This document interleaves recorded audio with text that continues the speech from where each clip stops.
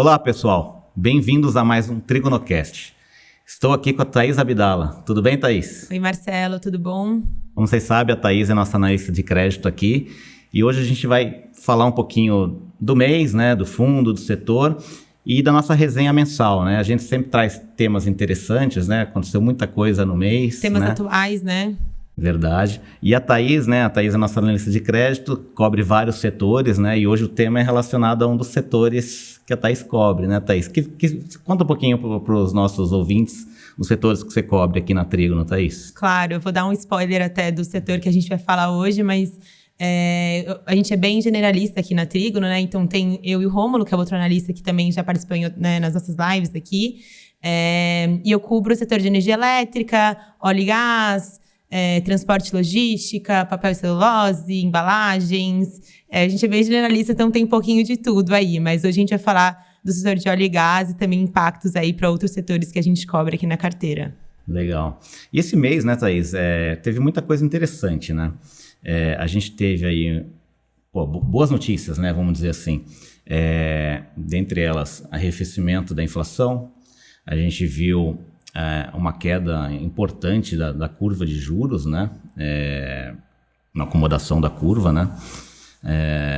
Que foi bem interessante. O acordo do teto lá da dívida dos Estados Unidos, que fez o mercado andar. A gente viu os spreads de crédito fechando, né, na grande maioria dos nomes, né? Então, para o nosso mercado, a gente está precisando de um mês, né? Notícias melhores, né? Para a grande maioria dos créditos. A gente também viu tramitar no Congresso, né, o arcabouço fiscal. Boa notícia. A gente já fala de reforma tributária e a gente que é uma gestora, que a maior parte da AUM, nossa área nova de crédito, né, de renda variável com viés small caps, a gente viu os nossos fundos performarem muito bem nesse mês de maio, né? Então a gente vê que o ambiente dos negócios melhorou bastante, né?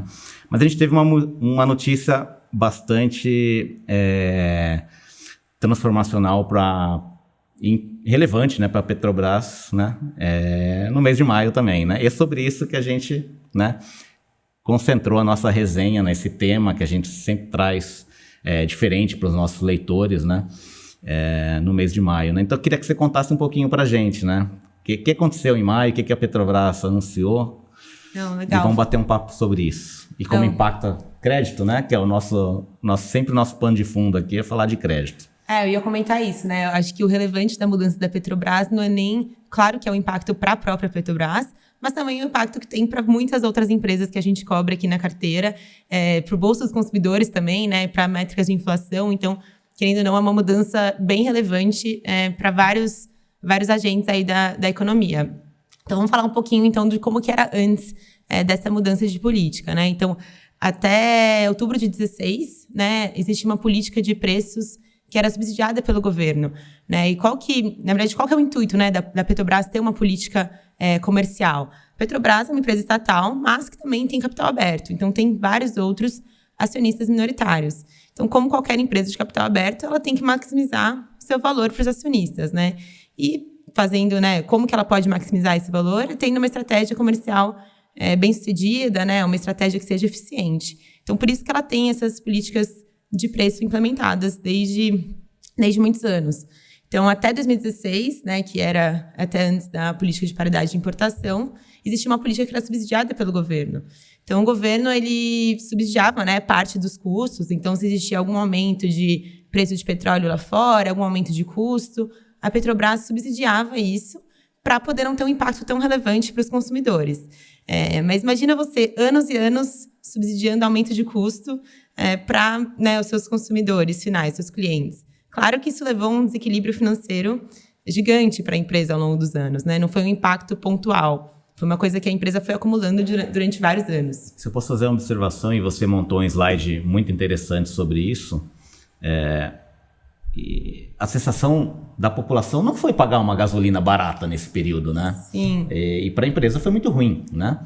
Para o balanço, para as métricas de crédito, né?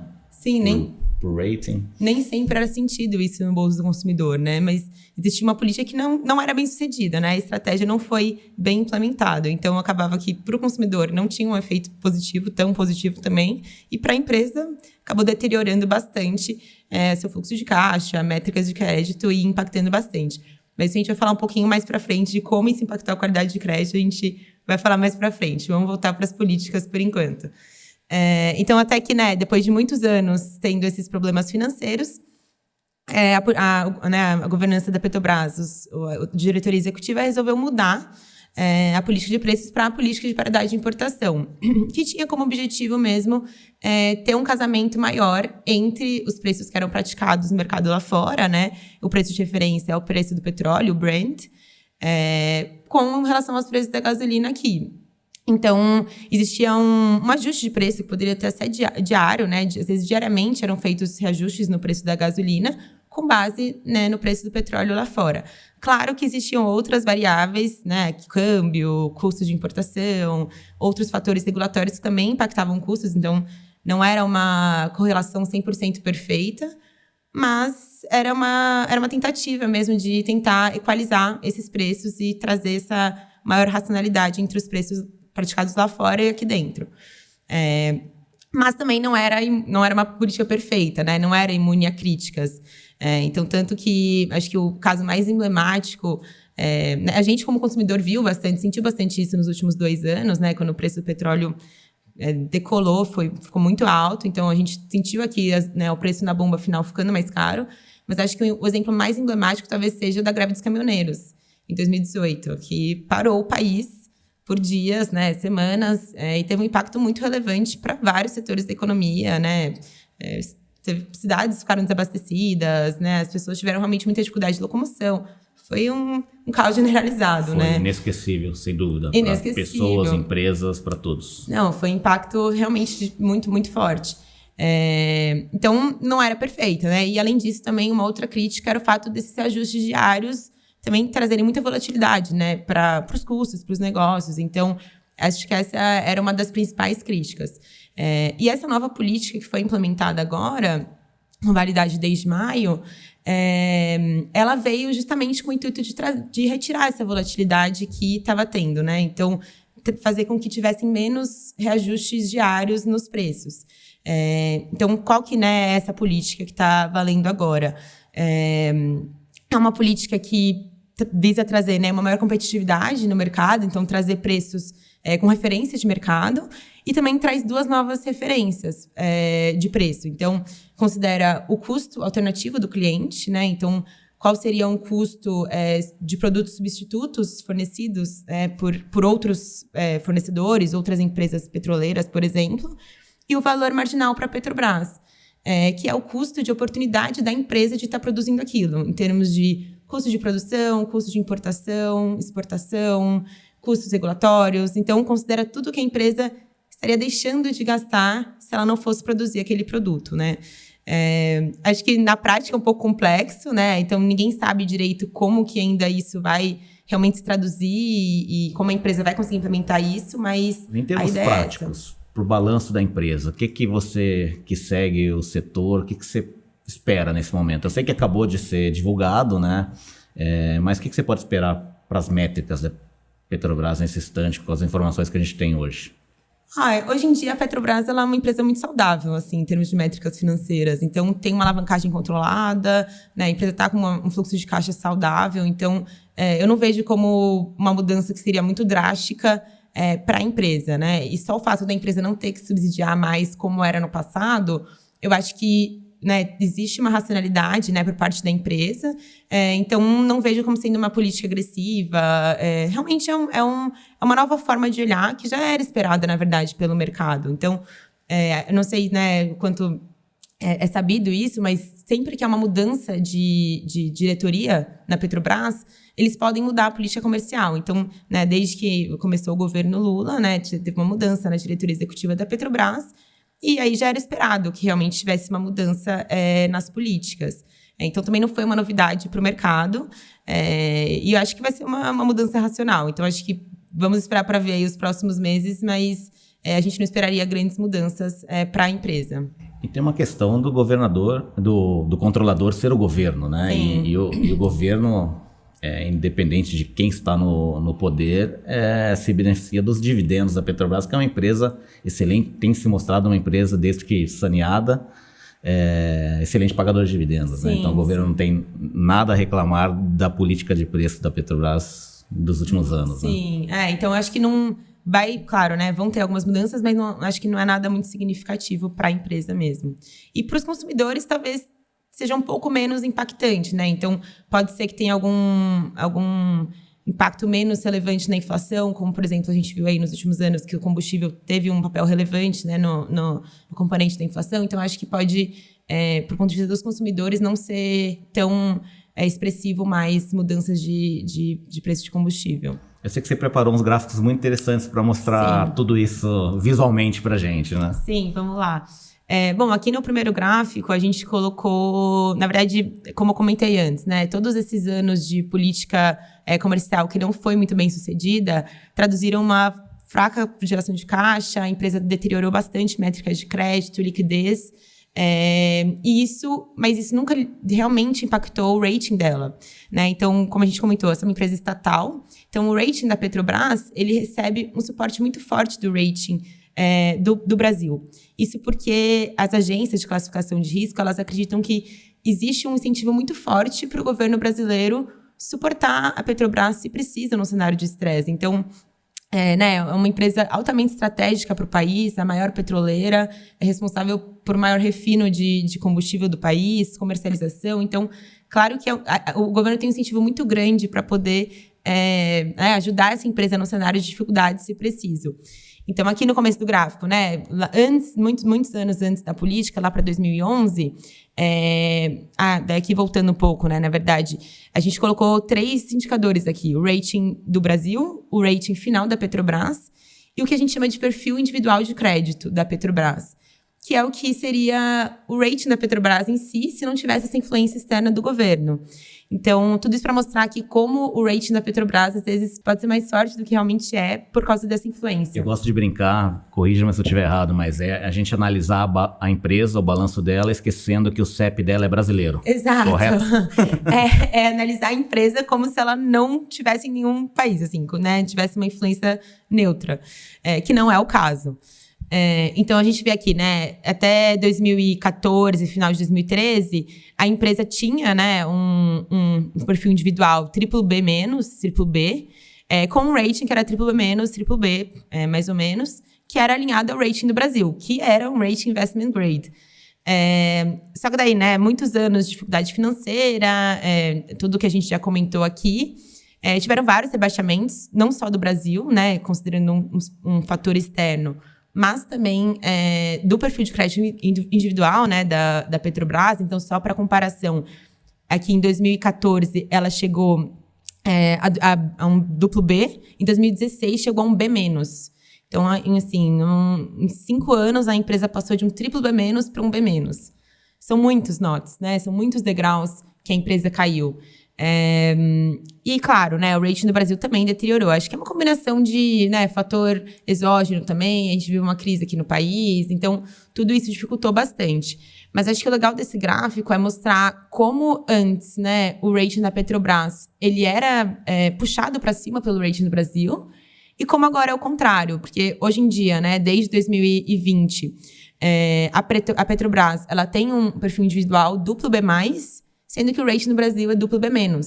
Então, ela fica aí 2 degraus abaixo do que ela poderia ser, né? Porque ela não pode ficar avaliada acima do rating do soberano por conta dessa relação próxima e por essa influência. Perfeito. E no gráfico fica muito claro, né? Que a gente vê que o perfil individual da empresa, né? A linha amarela, melhorou muito, né? Em razão da alteração da política de preço, né? Sim. A ponto da empresa poder ter um rating melhor do que um duplo B-, não tem por causa do Brasil, né? A empresa tem uma qualidade de crédito que anda sozinha, né? Ela Exatamente. anda com as próprias pernas. Ela não depende mais do controlador para poder ter uma qualidade de crédito Exatamente. melhor. Se ela tivesse outro CEP, ela teria um rating melhor. Teria um rating melhor, com certeza. Mas acho que isso é legal, Marcelo, até fazendo uma referência ao último podcast que a gente fez e a última resenha que a gente publicou. A gente fez uma comparação bem legal também entre rating investment grade, rating grau especulativo. Acho que é legal aí para os nossos ouvintes. Quem quiser entender um pouquinho mais, a gente fala bastante no outro podcast também. É verdade. Vocês podem encontrar no nosso site e nas redes sociais também a nossa última resenha. Muito bom. E esse gráfico também, ele é muito claro, né, o que aconteceu ali, né? Conta um pouquinho pra gente aí de preço de gasolina e do Brent. Aqui a gente colocou um gráfico que mostra o preço do Brent, né, no mercado internacional e o preço da gasolina. Então, a gente vê ali que até 2016 esse preço estava super descolado. Lá fora era praticado um preço de petróleo muito maior do que o preço aqui da gasolina. E a partir de 2016, com a política, essa tendência ficou mais parecida. Claro que, né, como eu comentei, existem outras variáveis que influenciam no preço final da gasolina aqui na bomba, mas acho que esse gráfico faz super claro, né, o que a gente quis dizer sobre a correlação entre essas duas variáveis e elas caminharem juntas na mesma tendência. Bom, agora a gente colocou aqui também um outro gráfico que mostra o CDS, que é o Credit Default Swap, que nada mais é do que uma percepção de risco mesmo, né, dos investidores para com cada uma das empresas. Então, a gente vê que até em 2016 teve um pico no CDS do Brasil, muito elevado por conta, né, do CDS da Petrobras. Então, essas variáveis também caminhavam juntas. Quando teve, né, esse grande estresse, o país também estava em crise, né, outros fatores exógenos contribuíram para isso, não só a qualidade de crédito da Petrobras em si. Mas agora, né, desde que essa política de preços foi implementada, passou a ser bem mais moderado esse indicador ao longo dos anos. Ali a questão da gasolina subsidiada, das métricas da empresa e a Lava Jato junto, né? E o auditor não assinar o balanço e os bônus emitidos no exterior, a empresa devia 100 bilhões de dólares, poderia acelerar essa dívida, né? E, obviamente, o risco de crédito da companhia era gigantesco a ponto do CDS bater 1.100 pontos básicos, né? E levando, obviamente, o do seu controlador a níveis acima de 500, né? Sim. Então, foi um momento de estresse muito grande e o gráfico, de novo, exemplifica tudo que você muito bem colocou, né? Porque a partir do momento que você faz uma paridade de preço internacional, a empresa passa a cobrar adequadamente o preço da gasolina, né? E as métricas de crédito melhoram, a empresa melhora a sua governança, faz todo o trabalho interno que deveria ser feito e a gente vê que em algum momento o CDS dos dois ali baixou de 200, né? Que era um nível bem baixo, né? Então esse gráfico realmente deixa muito bem exemplificado tudo que você mencionou. Não, legal. Acho que só um último comentário, né, Marcelo, antes da gente passar aqui para o nosso fundo, só dizer assim que, né, é importante, acho que a empresa está sempre atenta, né, ao que está acontecendo no mercado e se for preciso realmente mudar a política e vamos esperar que isso seja realmente uma coisa boa, não só para a Petrobras em si, mas também para outras empresas que a gente cobra aqui, né? Acho que o objetivo de não ter tanta volatilidade, tentar dar uma controlada na inflação, acho que pode ser benéfico aí para vários setores. Então, não sabemos como vai ser ainda, mas esperamos que seja pelo melhor, né? É isso mesmo. Bom. Damos aqui o benefício da dúvida. Daremos o benefício da dúvida. Bom, o Pulsar, você já conhece o Pulsar, né? Rapidamente. O Pulsar está com AUM de 23 milhões, crescemos um pouquinho. É um fundo que está disponível aí nas principais plataformas. Né, é um D+30, é um fundo que faz aí é um fundo híbrido de crédito que a gente gosta de falar, né, até 20% no exterior, investindo em Latam Corporate Bonds redeado, né, vai de 0% a 20%, e o restante, no mínimo 80%, no crédito privado Brasil, os instrumentos mais líquidos, né, o segmento high grade, né, os melhores níveis de risco de crédito, basicamente as debêntures e as LFs. Tá? A gente não faz as estruturas, a gente não faz FDIC, CRI, CRA, nada disso. Enfim, a gente pode comentar um pouquinho rapidamente o mercado, tá? O mercado, o mês, a gente notou claramente que no terço final do mês o mercado de crédito mudou, né? Eu acho que tem muito a ver com os resgates da indústria, né? Acho que eles moderaram de forma importante, né? Vamos fazer uma referência a abril. Abril saiu de fundos de renda fixa no Brasil, segundo dados da Ambima, 37 bilhões de reais. O número fechado de maio, né, foi só de 4,5 bi, né? Então um número bem menor, e eu me arrisco dizer que é capaz de ter captação em junho, que a gente está vendo um mercado bem forte, fechando spread mesmo, e inclusive em maio a grande maioria dos nomes teve fechamento de spread. Alguns poucos abriram. Então a gente vê emissão primária acontecendo, mais agentes participando, né, que estava muito mais seletivo anteriormente.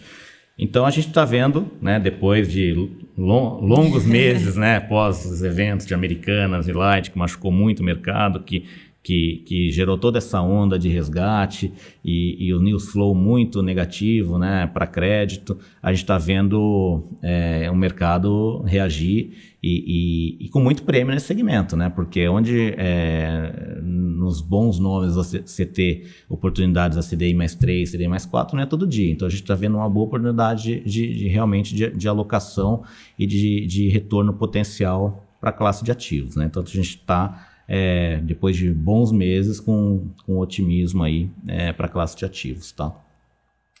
O fundo, a gente está aí no retorno acumulado desde o lançamento dele a CDI mais 80%, né? A gente não teve envolvido nesses casos de Americana e Light, a gente não foi impactado, mas a gente foi impactado pela abertura de spread, como a gente já contou aqui outras vezes, da indústria como um todo, né? Os nomes que a gente tinha em carteira acabaram sofrendo aberturas porque o mercado tem que vender os papéis e a gente, essas aberturas nos ajudaram a diversificar a nossa carteira, mas também trouxe um impacto nos papéis que a gente tinha. Então, mais uma carteira bem saudável, a gente tem 45 nomes na carteira, de 43 emissores, né? A gente tem aí uma carteira que está com um carrego de CDI mais 2,28, tá? Isso dá em equivalência do CDI, dá 117 do CDI, né? Um prazo médio, um duration, né, de 2,7 anos e um rate médio de duplo A+. 55% da nossa carteira é composta por AAAs, né? BR AAAs. Né? O segmento que a gente mais tem é financeiro, né? Com 16%, a gente tem energia elétrica, a gente tem saneamento, transporte, logística e metalurgia, exatamente.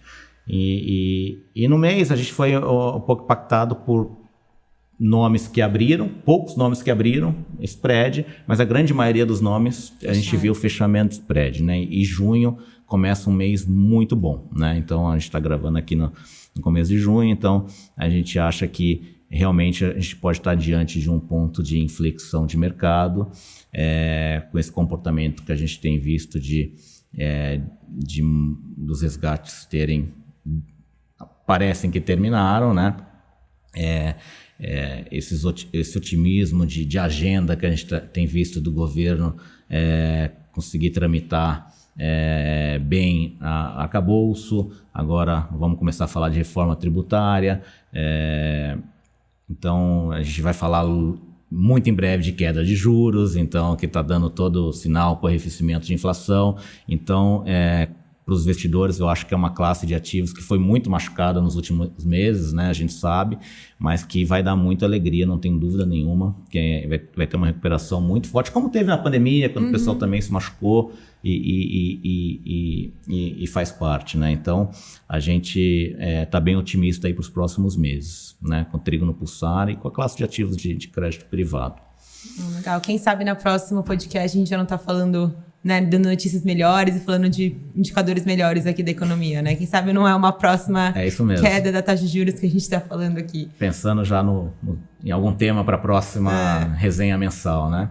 Então, nossa resenha mensal publicada aí no nosso site, né?